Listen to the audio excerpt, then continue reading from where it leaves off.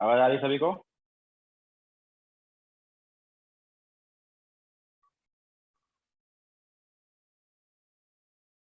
Okay, so good afternoon to all. तो now हम आगे कंटिन्यू करेंगे। तो मोल कैसे निकालते हैं उन्हें बता दिया था, तो थोड़ा वेट कर लेते देन स्टार्ट करते, ठीक है?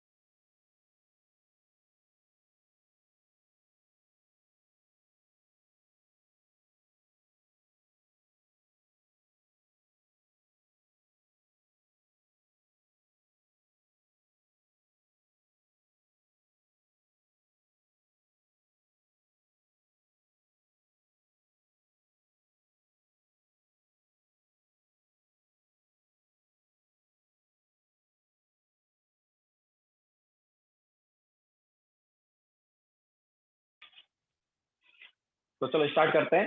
तो देखो हम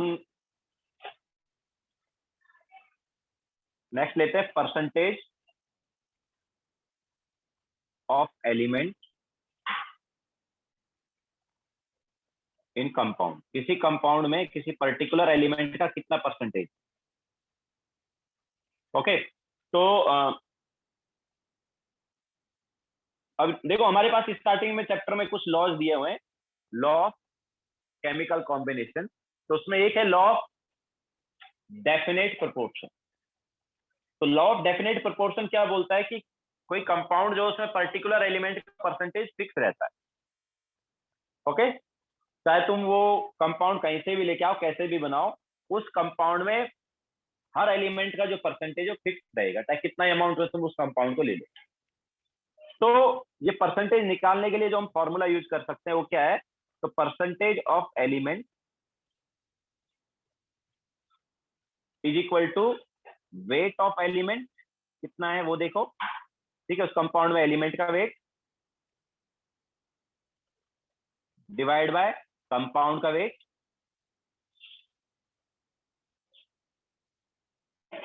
इंटू 100। ठीक है, एक फॉर्मूला तो ये हो गया।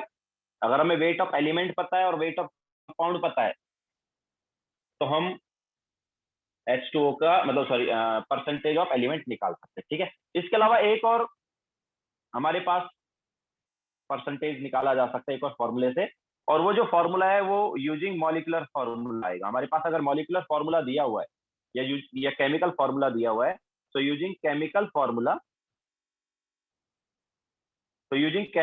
फॉर्मूला देखो परसेंटेज कैसे निकाला जा सकता है। तो percentage of element is equal to number of atoms, कितने एलिमेंट के, number of atoms of element into atomic mass into 100 divide by molecular mass.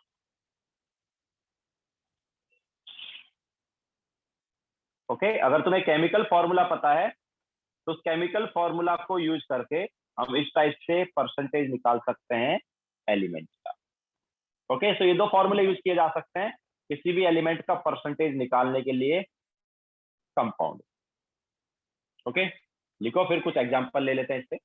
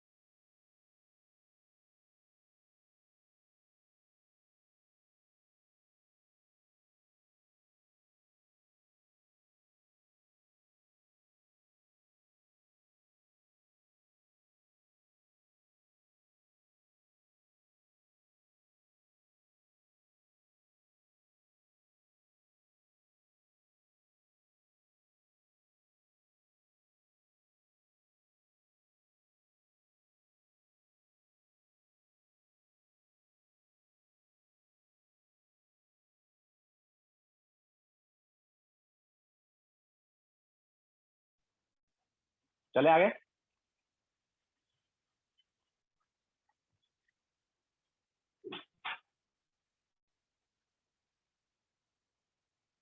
Okay, तो जैसे मान लो हमारे पास H2O है ना। H2O में अगर हमें परसेंटेज देखना हाइड्रोजन का और ऑक्सीजन का कितना है, तो ऑब्वियसली केमिकल फॉर्मूला हमें पता है। तो परसेंटेज ऑफ हाइड्रोजन क्या आएगा, देखो हमने क्या बताया, हमने बताया number of atoms of element कितने हैं वो देखो, into atomic mass into 100 divide by molecular mass. Okay, तो हमारे पास अगर हमें परसेंटेज ऑफ हाइड्रोजन देखना है तो कितने, हाइड्रोजन के कितने एटम है, दो है ना। तो 2 इंटू हाइड्रोजन का एटॉमिक मास क्या होता है 1 डिवाइड बाय पूरे मॉलिक्यूलर मास कितना है 18 इंटू 100। तो that is percentage of hydrogen, क्या होगा ये 100/9, या हम बोल सकते हैं 11.1। ओके, अगर हमें परसेंटेज ऑफ ऑक्सीजन देखना है तो वो क्या होगा, ऑक्सीजन का 1 atom into atomic mass 16 divide by molecular mass 18 into 100। तो ये क्या आएगा, this is 800/9। Okay, so it is 88.69। Clear है। तो इस टाइप से हम किसी भी एलिमेंट का परसेंटेज निकाल सकते हैं किसी कंपाउंड। ओके, और एग्जांपल अगर हम ले तो जैसे C6H12O6, तो इसमें अगर हमें परसेंटेज ऑफ कार्बन निकालना है तो क्या आएगा, 6 इंटू कार्बन का एटॉमिक मास 12 डिवाइड बाई इसका पूरा मॉलिक्यूलर मास 180 इंटू 100। ओके, तो ये कितना आएगा, ये 30 टाइम्स कैंसिल आउट, तो आई थिंक ये 40% आ जाएगा। ओके, अगर तुम्हें परसेंटेज ऑफ हाइड्रोजन निकालना है तो क्या होगा 12 इंटू 1/180 इंटू 100। ओके, तो ये क्या होगा ये 6 से 2 टाइम्स कैंसिल आउट, ये 30 टाइम्स कैंसिल आउट, तो ये हमारे पास आ गया 20/3, हम बोल सकते हैं 6.67। Okay, similarly percentage of oxygen क्या होगा, परसेंटेज ऑफ ऑक्सीजन हो जाएगा, ऑक्सीजन के 6 एटम है into atomic mass 16 divide by 180 into 100।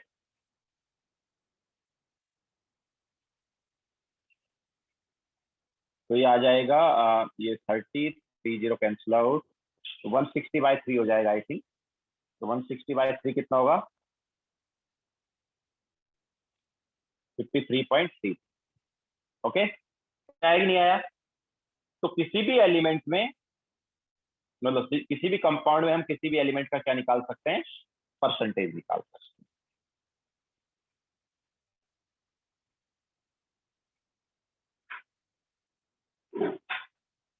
तो अभी क्या है कि C6H12O6 का तुम कितना भी ग्राम ले लो, कितना ही वेट ले लो इसका, उसमें कार्बन का परसेंटेज यही होगा, 40% कार्बन ही मिलेगा इन C6H12O6। मान लो तुमने इसका 100 ग्राम लिया, तो उसमें कार्बन जो है वो 40 ग्राम रहेगा।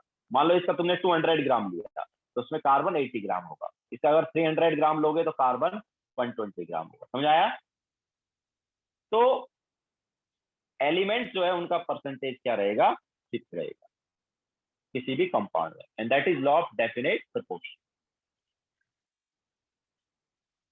प्रियस, हम कंपाउंड की बात करें, we are not not talking about impurity. Obviously impurity हमारे पास मतलब ये हमारे पास कंपाउंड है, इसके साथ में कुछ इम्प्योरिटी होगा ना, तो फिर तो वो जो वेट दिया हुआ वो इम्प्योरिटी और कंपाउंड मिला के दिया होगा। वो वेट हमें जस्ट इस कंपाउंड का थोड़ी दिया है, हम तो कंपाउंड में परसेंटेज देख रहे हैं।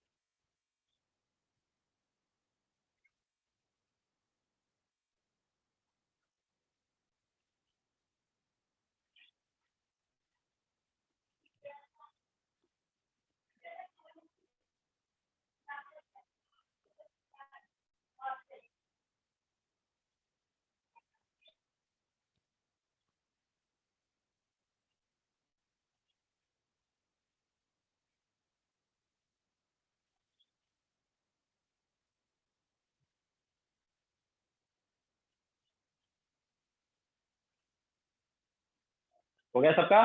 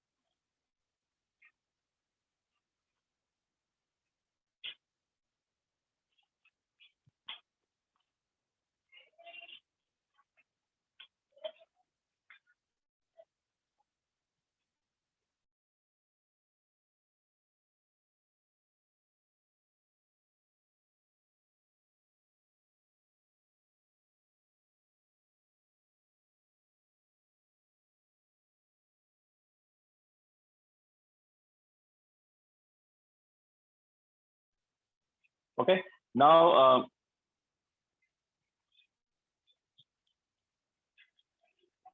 क्वेश्चन ले लेते हैं। तो determine percentage of carbon, hydrogen and oxygen in CH3COOH। Determine percentage of carbon, hydrogen and oxygen in CH3COOH। तो ये ऑब्वियसली जो हम परसेंटेज अभी जो निकाल रहे हैं, परसेंटेज बाय मास है ना, मास के हिसाब से परसेंटेज निकाल। तो अगर जस्ट परसेंटेज दिया मतलब मास के हिसाब से परसेंटेज।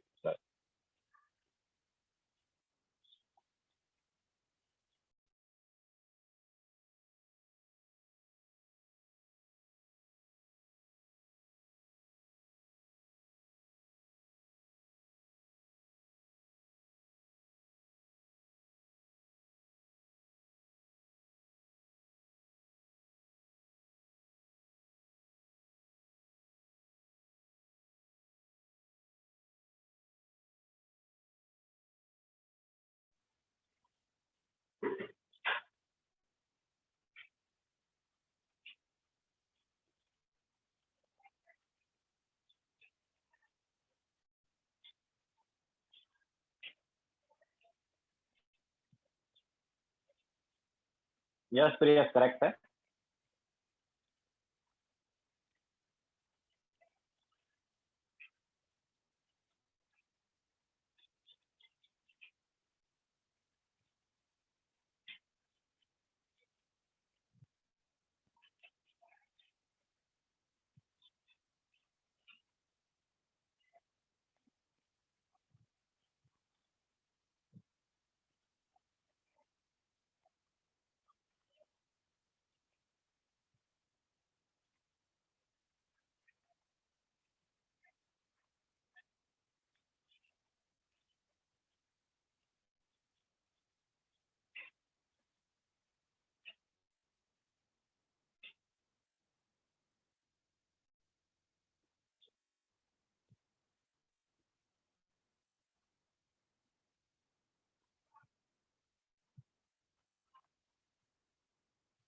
कशिश रॉन्ग है। दक्ष करेक्ट है। राहुल करेक्ट है।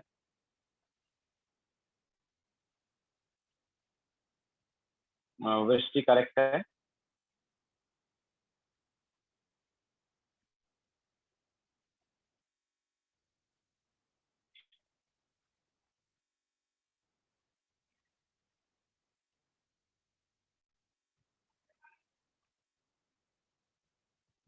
यस दक्ष करेक्ट है। आहान करेक्ट है।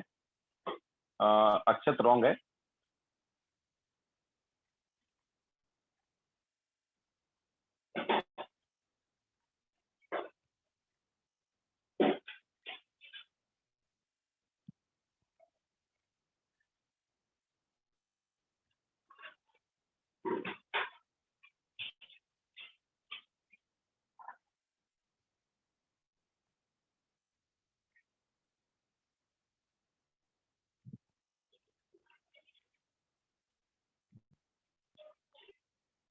ओके सो काफी लोगों का करेक्ट आया देखो।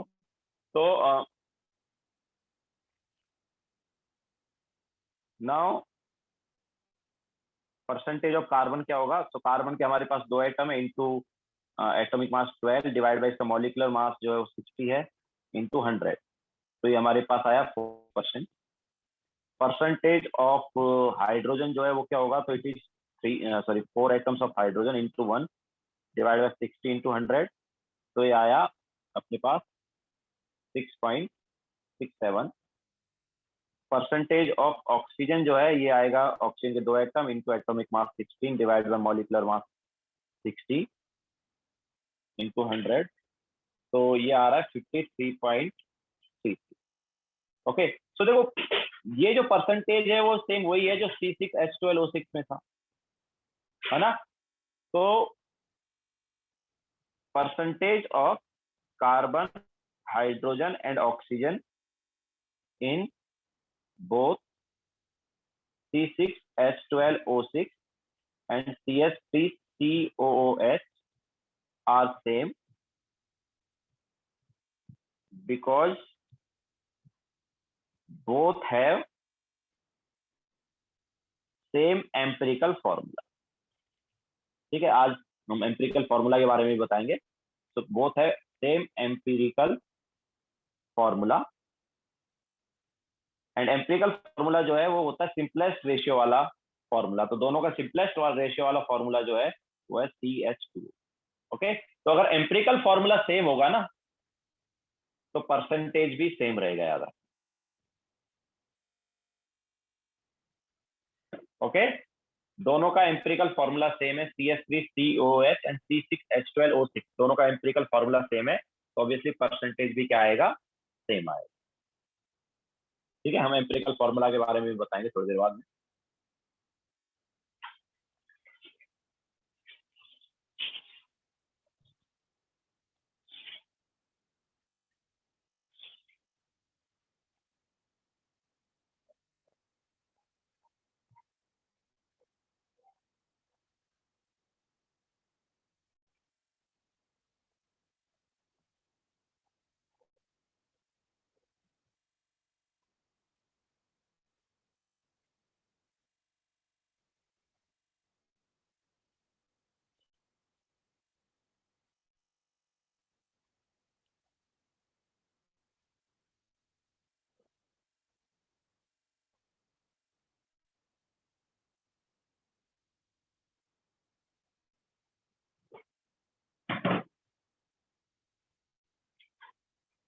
हो गया सबका?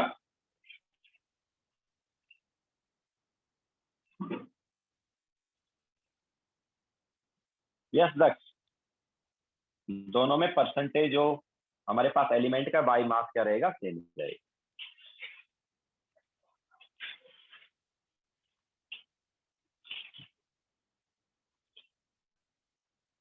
Okay, now yes that is also same. तो ऑब्वियसली दोनों केसेस में परसेंटेज बाय एटम्स भी सेम होगा। ठीक है, दोनों में अगर परसेंटेज बाय एटम्स देखेंगे तो कार्बन के atoms divide by total atoms into 100 करेंगे दोनों में, तो वो भी सेम आएगा। ओके, तो दोनों में परसेंटेज बाय एटम्स भी सेम होगा और परसेंटेज बाय मास भी सेम होगा।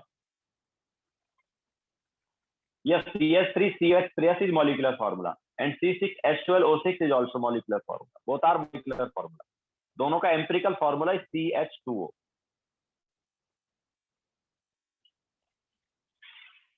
ठीक है, वो बाद में बताएंगे हम empirical formula के बारे में। तो दोनों का empirical formula सेम है, that's why जो परसेंटेज है वो भी सेम आएगा। नाउ अच्छा, तो जैसे हमने एलिमेंट का परसेंटेज निकाला, ऐसे ही किसी पर्टिकुलर पार्ट का परसेंटेज भी निकाला जा सकता है। तो एक और क्वेश्चन लेते हैं, determine percentage of H2O in MgSO4.7H2O. Determine percentage of H2O in MgSO4.7H2O. Mg का एटॉमिक मास है 24, सल्फर का 32, ऑक्सीजन का 16 और हाइड्रोजन का 1। ठीक है, तो परसेंटेज ऑफ H2O बताओ कितना होगा?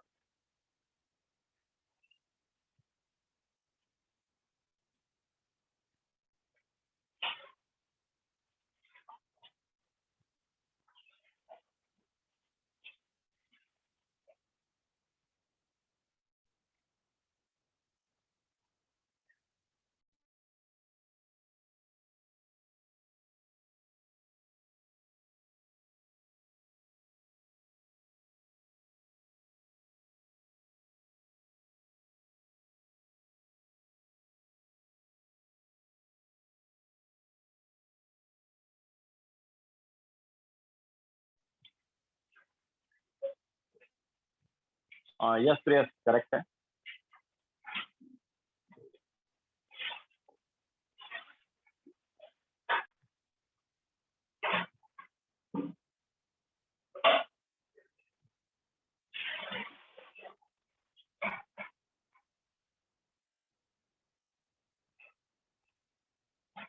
यस मधुकर करेक्ट है, शौनक करेक्ट है, दक्ष करेक्ट है।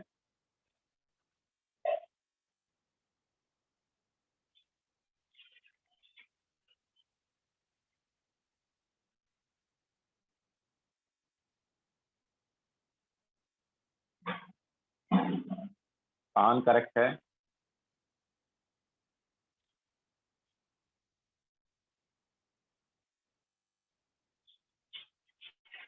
मानस करेक्ट है।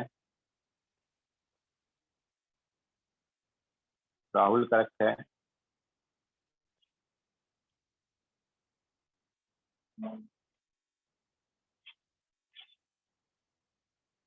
कशिश करेक्ट है।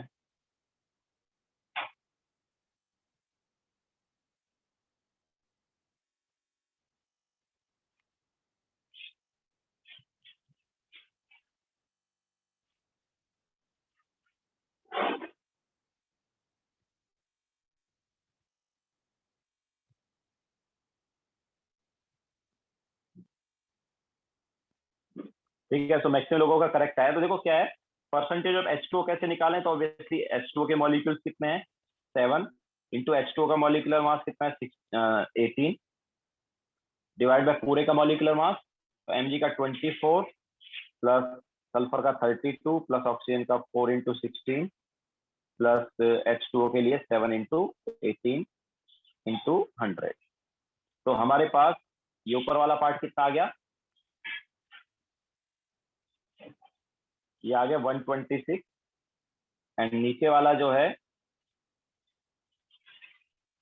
ये आ गया 240 into 100। Okay, so that is 51.21। Clear है सबको?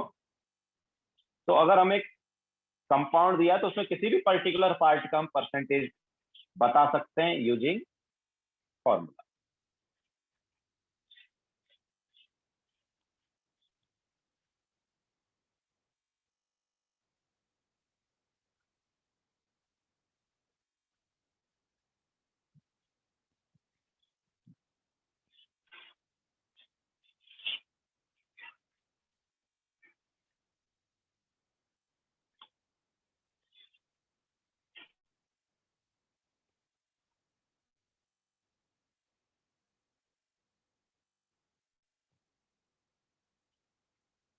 चले आगे।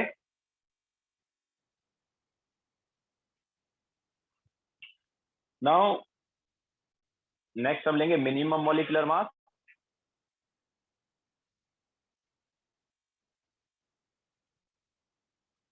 मिनिमम मॉलिक्यूलर मास या फिर इसका दूसरा नाम है least molecular mass.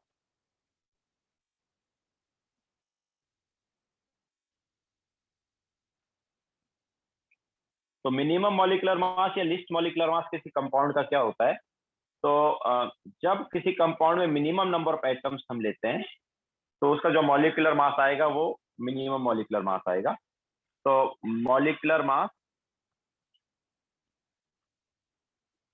Of compound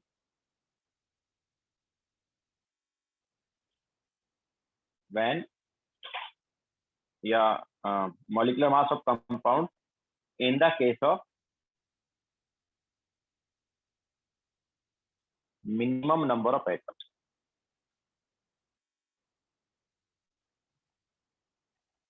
तो क्या करना है, जो हमारे पास ये फॉर्मूला आया था, ये जो फॉर्मूला है इसमें देखो हम क्या बोल रहे हैं, मिनिमम नंबर ऑफ एटम्स लेके चलना। तो किसी भी पर्टिकुलर एलिमेंट का वन एटम ले सकते हैं। मिनिमम नंबर ऑफ एटम्स मतलब किसी एलिमेंट का वन एटम ले सकते हैं मॉलिक्यूल में। तो अगर ये number of atoms of element को हम वन सब्स्टिट्यूट कर देंगे तो ये मॉलिक्यूलर मास को क्या लिख सकते हैं? मिनिमम मॉलिक्यूलर मास लिख। ओके, तो हमारे पास फॉर्मूला आ जाएगा नया वाला, that percentage of element is equal to 1 into atomic mass of element into 100 and divide by अभी क्या हो जाएगा मॉलिक्यूलर मास की जगह? Minimum molecular mass.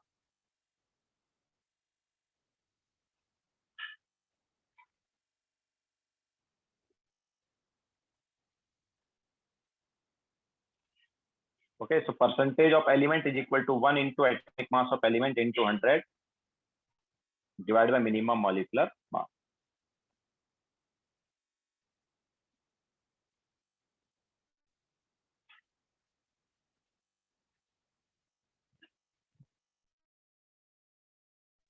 एक तरह से ये एम्पिरिकल फॉर्मूला का मॉलिक्यूलर मास, जो एम्पिरिकल फॉर्मूला आता है उसका मॉलिक्यूलर मास है एक तरह से मिनिमम मॉलिक्यूलर मास।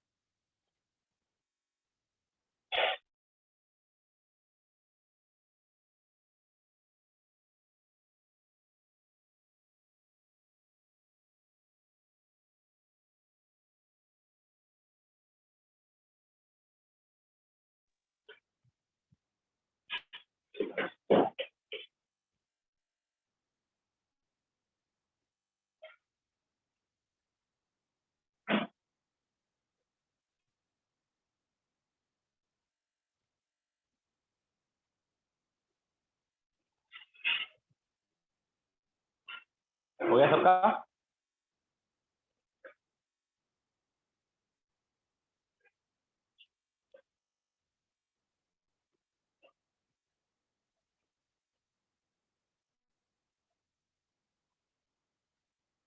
चलो क्वेश्चन ले लेते हैं इस पे।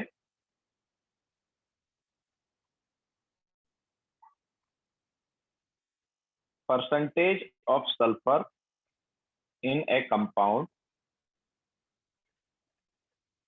is 3.4. What is minimum molecular mass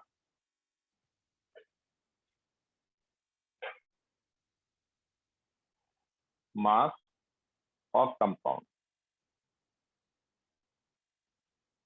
okay, percentage of sulphur जो है हमें दिया है 3.4, हमें निकालना है मिनिमम मॉलिक्यूलर मास।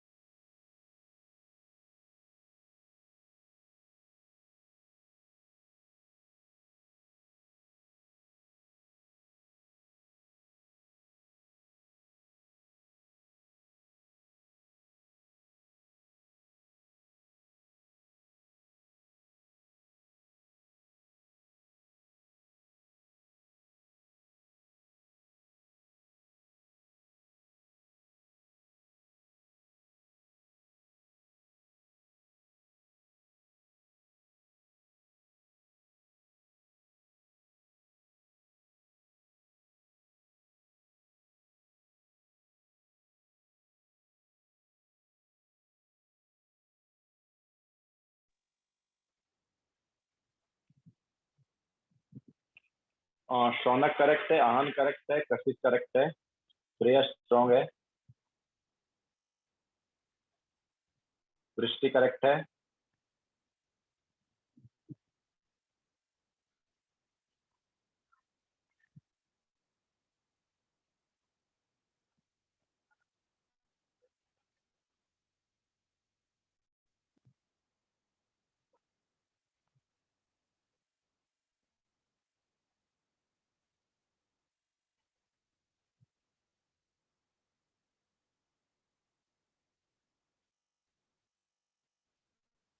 यस प्रेस करेक्ट है अभी।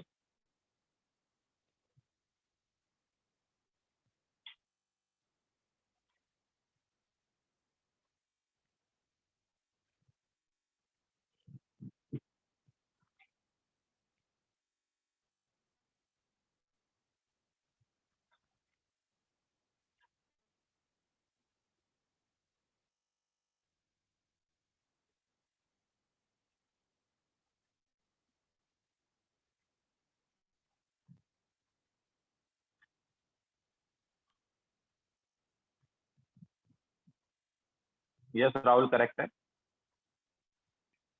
तो देखो परसेंटेज हमें कितना दिया 3.4 इज इक्वल टू, हमने क्या बोला, नंबर ऑफ एटम्स को 1 लेना है, इनटू एटॉमिक मास हो गया 32, मिनिमम मॉलिक्यूलर मास को हम x ले लेते हैं इनटू 100। तो यहाँ से x क्या आएगा, इट इज 3200 डिवाइड बाय 3.4, तो x की वैल्यू आ गई 941। ओके 941 पॉइंट समथिंग, 941 ले लेते हैं। तो हमारे पास जो मिनिमम मॉलिक्यूलर मास है वो हो जाएगा 941। ओके सो मिनिमम मॉलिक्यूलर मास ये होगा। ना मॉलिक्यूलर मास कुछ भी हो सकता है, इसका इंटीग्रल मल्टीपल होगा, ठीक है। मॉलिक्यूलर मास 941 भी आ सकता है, या इसका 2 टाइम्स भी आ सकता है, या इसका 3 टाइम्स भी आ सकता है, बिकॉज हमने तो जस्ट 1 एटम अज्यूम किया है। हो सकता है कि मॉलिक्यूल में 2 एटम हो सकता है मॉलिक्यूल में 3 एटम हो उसके, हो सकता है मॉलिक्यूल में 4 एटम हो, समझाया। तो किसी भी कंपाउंड का जो मॉलिक्यूलर मास है ये मिनिमम मॉलिक्यूलर मास का इंटीग्रल मल्टीपल हो जाएगा। ओके तो molecular mass of compound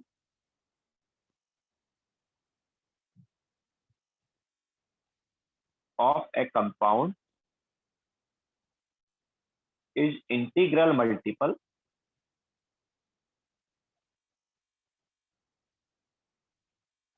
of minimum molecular mass। मतलब इतना मॉलिक्यूलर मास तो एटलीस्ट रहेगा ही, बट हो सकता है इसका n टाइम्स हो कुछ। Okay integral multiple of minimum molecular मास। तो जो कंपाउंड है उसका मॉलिक्यूलर मास 941 भी आ सकता है, या 941 का 2 टाइम्स आ सकता है, या 941 का 3 टाइम्स भी आ सकता है, कुछ भी आ सकता है। ओके बट मिनिमम इतना तो मॉलिक्यूलर मास रहेगा ही कंपाउंड का, इससे कम नहीं होगा। ओके मॉलिक्यूलर मास जो है कंपाउंड का इससे कम नहीं होगा, इससे ज्यादा ही होगा या इसके इक्वल होगा। क्लियर है।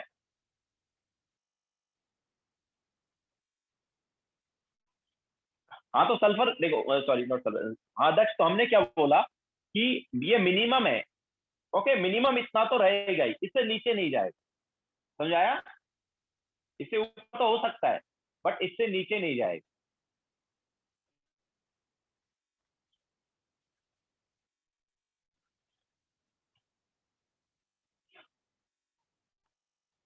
तो हमारे पास जो भी मॉलिक्यूलर मास आएगा कंपाउंड का वो इससे कम नहीं होगा, इससे ज्यादा होगा या इससे इक्वल होगा, ऐसा।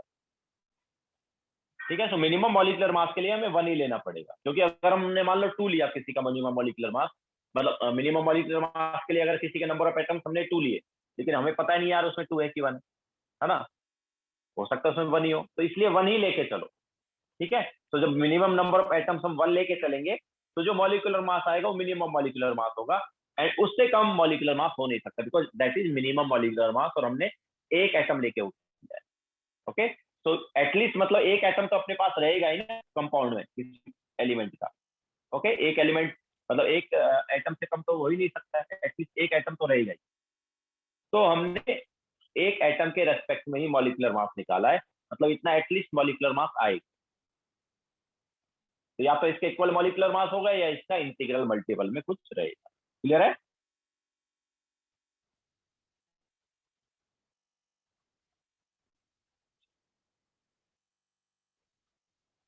नाउ अब हम चलते हैं एम्पिरिकल एंड मॉलिक्यूलर फॉर्मूला पर।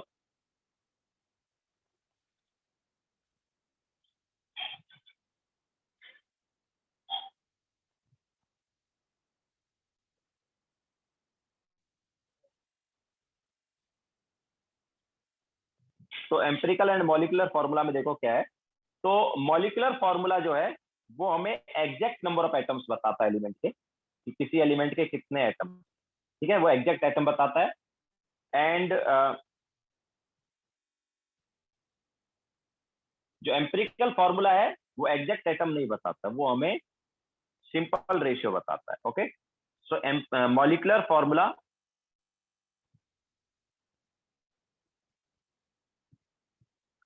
Represents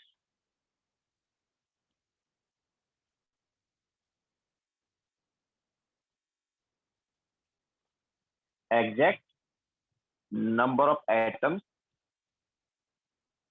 in compound, in molecule, while empirical formula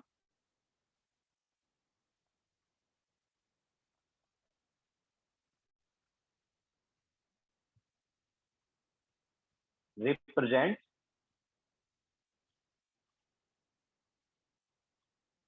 simplest ratio of atoms.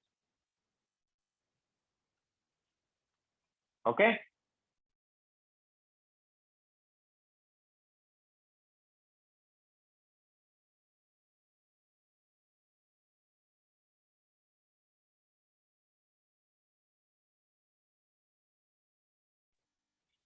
तो मॉलिक्यूलर फॉर्मूला जो है वो exact number of atoms represent करेगा एंड एम्पिरिकल फॉर्मूला जो है simplest ratio of atoms represent करेगा।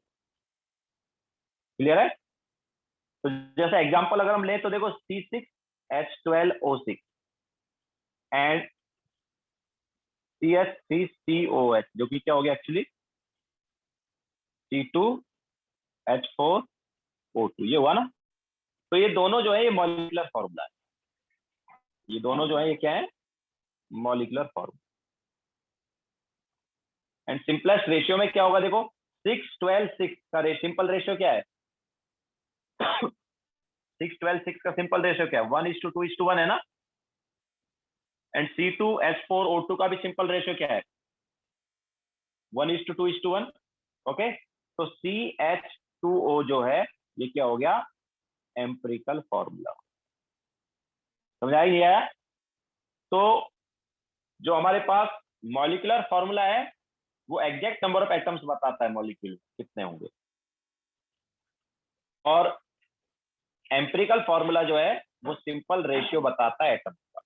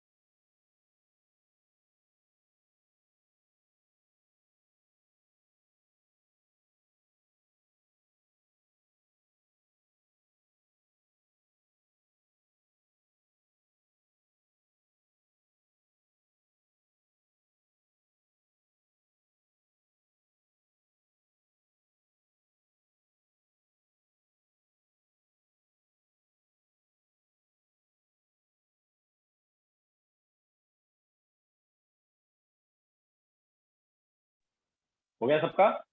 Now अब देखो एम्पिरिकल और मॉलिक्यूलर फॉर्मूला में एक मल्टीपल का डिफरेंस है ना। अगर हम ध्यान से देखें तो इसको अगर हम 6 से मल्टीप्लाई करेंगे तो ये मिलेगा, एंड अगर 2 से मल्टीप्लाई करेंगे तो ये मिलेगा। ओके तो किसी इंटीजर से मल्टीप्लाई करने पर हमारे पास क्या आ जाता है मॉलिक्यूलर फॉर्मूला आ जाता है। तो हम ऐसे बोल सकते हैं कि molecular formula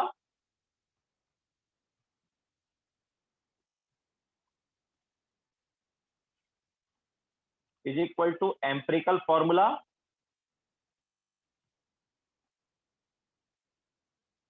into some integer N. Okay empirical formula को एन से मल्टीप्लाई करोगे तो मॉलिक्यूलर फॉर्मूला मिल जाएगा। और एन देखो कैसे निकालना होता है, तो एन निकालोगे मॉलिक्यूलर मास, ठीक है, here N is equal to molecular mass divide by empirical formula mass.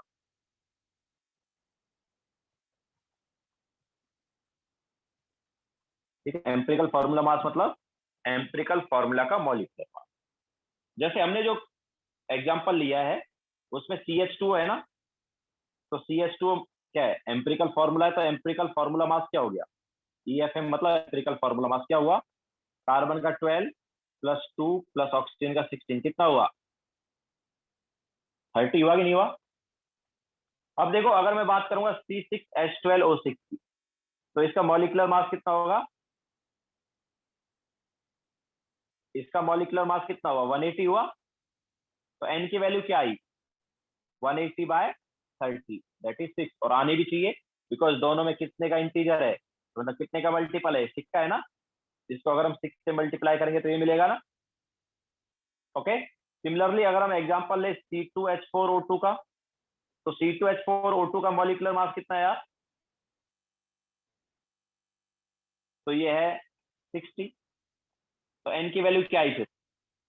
N की वैल्यू आ गई 60/30, दैट इज 2। और आनी भी चाहिए, बिकॉज CH2 का 2 टाइम्स होगा C2H4O2। क्लियर है या नहीं है? तो एन कैसे आएगा? एन आएगा मॉलिक्यूलर मास को जब हम एम्पिरिकल फॉर्मूला मास से डिवाइड करेंगे, तब हमें क्या मिलेगा? एन मिलेगा। ओके। तो जनरली तुम्हें एम्पिरिकल फॉर्मूला दिया होगा एंड मॉलिक्यूलर फॉर्मूला निकालना होगा, तो तुम्हें मॉलिक्यूलर मास भी दिया होगा। तो मॉलिक्यूलर मास दिया होगा, इसके अलावा एम्पिरिकल फॉर्मूला मास मिलेगा एम्पिरिकल फॉर्मूला से, एंड दोनों से एन मिल जाएगा। एन मिल गया तो ऑब्वियसली मॉलिक्यूलर फॉर्मूला आ जाएगा। ओके।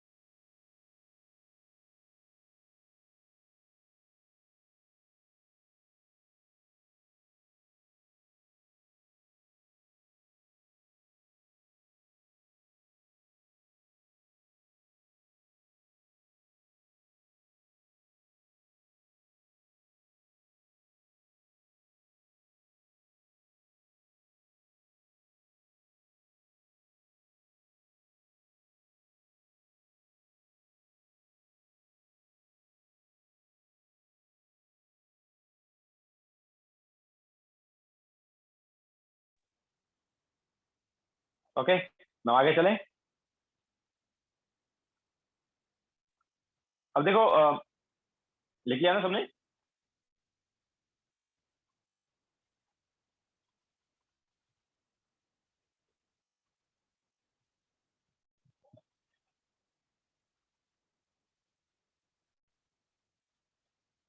चलो क्वेश्चन ले लेते हैं।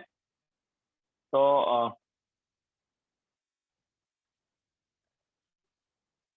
बोथ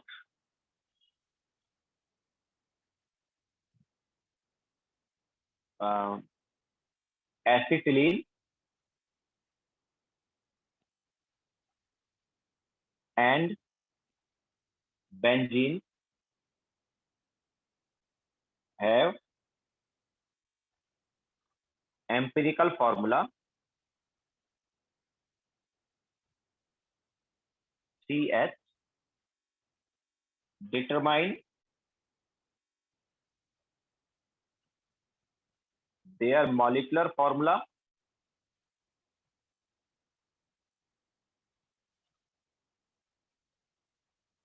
if molecular mass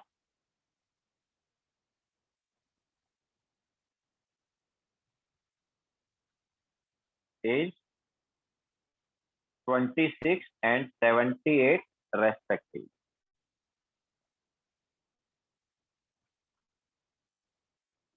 ठीक है, मॉलिक्यूलर मास 26 78 है। एम्पिरिकल फॉर्मूला दिया, मॉलिक्यूलर मास बताओ, सॉरी मॉलिक्यूलर फॉर्मूला बताओ।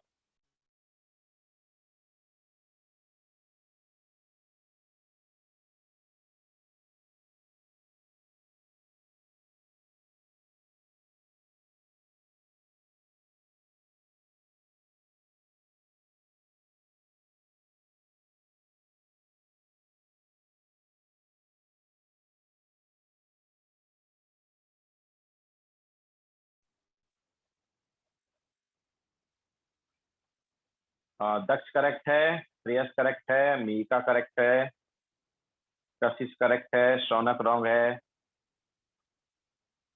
प्रियस करेक्ट है, मधुकर करेक्ट है, दक्ष करेक्ट है,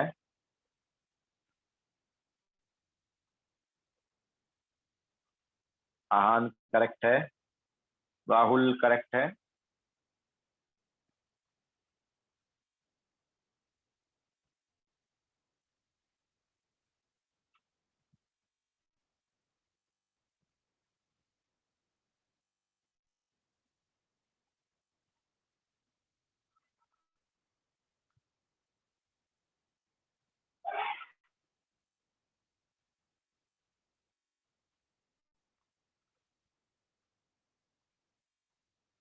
मितांशी करेक्ट है, वृष्टि करेक्ट है,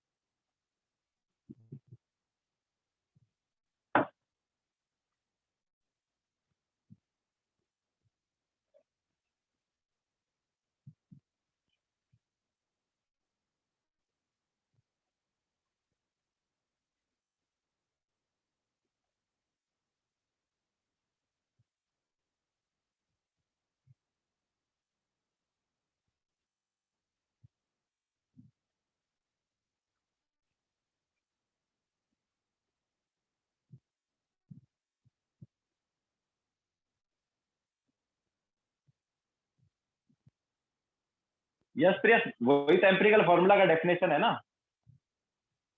एम्पिरिकल फॉर्मूला का डेफिनेशन वही है कि सिंपलेस्ट रेशियो जो है उसमें जब एटम्स होंगे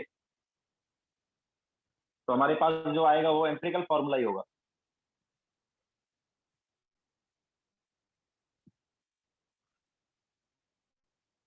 ओके, तो चलो करा देते हैं। तो अब देखो, सबसे पहले हम क्या करेंगे, एन निकालना है ना हमें, तो एन निकालने के लिए एम्पिरिकल फॉर्मूला मास पता होना चाहिए। So what is empirical formula मास? तो एम्पिरिकल फॉर्मूला मास जो है ये हो गया अपने पास, कार्बन का कितना है 12 है, हाइड्रोजन का 1 है, तो कितना आया 13 आ गया। तो empirical formula mass is 13। And acetylene का क्या दिया हमें?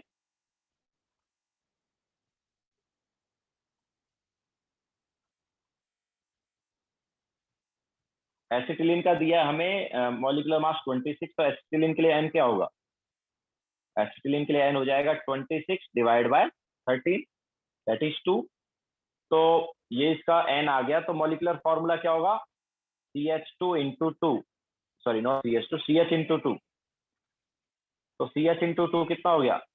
C2H2। ठीक है, तो एसिटिलीन का मॉलिक्यूलर फॉर्मूला क्या आ गया? C2H2। इसके अलावा बेंजीन की अगर हम बात करेंगे तो बेंजीन के लिए क्या है एन की वैल्यू? उसका मॉलिक्यूलर मास है 78, एम्पिरिकल फॉर्मूला मास हमने ऑलरेडी निकाला 13। तो कितना आया? 6 आ गया। तो 6 इसका एन आ गया। तो मॉलिक्यूलर फॉर्मूला क्या होगा? Empirical formula into N, N की वैल्यू 6 है, तो कितना आ गया? This is C6H6। Okay, clear है सबको? तो इस टाइप से हम मॉलिक्यूलर फॉर्मूला निकाल सकते हैं एम्पिरिकल फॉर्मूला। ओके,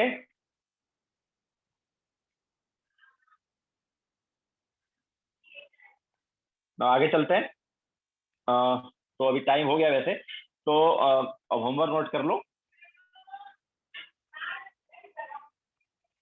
तो होमवर्क में, अच्छा लास्ट टाइम हमने जो डिस्कस किया था कहाँ तक डिस्कस किया? आई थिंक 30 तक डिस्कस किया ना। तो जो बचे हुए क्वेश्चन है वो फिर से ट्राई करो, वो हम डिस्कस करेंगे। इसके अलावा आज का होमवर्क जो है, आज का होमवर्क में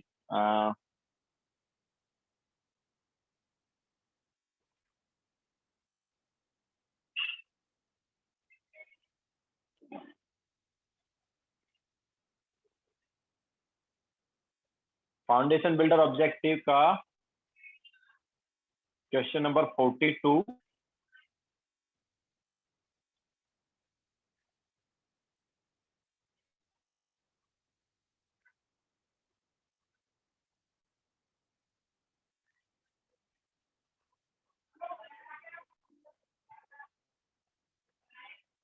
यस 42 ओनली, ठीक है। तो एक ही क्वेश्चन दे रहा है होमवर्क में हम, एंड बाकी जो है नेक्स्ट टाइम बताएंगे। ओके, तो 30 के बाद वाले जो क्वेश्चन थे वो अटेम्प्ट करो, 30 से 40 तक के, तो 31 to 40, एंड ये 42 वाला भी करो, ठीक है। तो आज का लेक्चर हम यहीं पे एंड करेंगे।